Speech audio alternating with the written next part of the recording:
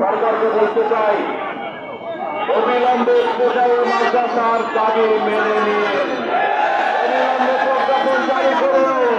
তা না হলে এই দেশের শিক্ষক কর্মচারীরা 500 শিক্ষক কর্মচারীরা ঘরে বসে থাকবে না।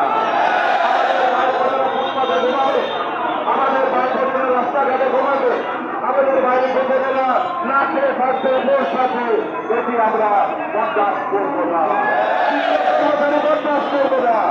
প্রয়োজনে সমস্ত শিক্ষা প্রতিষ্ঠানকে তালা মেরে বন্ধ করে দিয়ে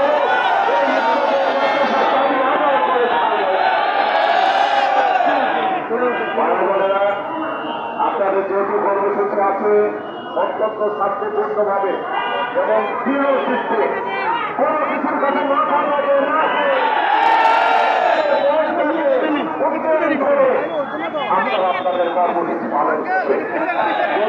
আপনারা কর্মসূচি পালন করবেন তাহলে আমি মনে করি শক্তি আপনাদেরকে দাঁড়িয়ে রাখতে পারে না।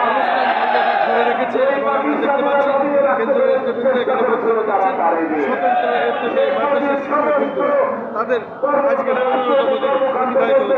প্রেস ক্লাবের সামনে থেকে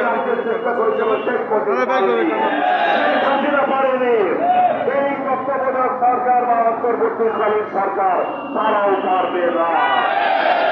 সুতরাং আপনারা দৃঢ় চিত্তে মনোবল নিয়ে আপনারা আপনাদের কর্মসূচি পালন করুন।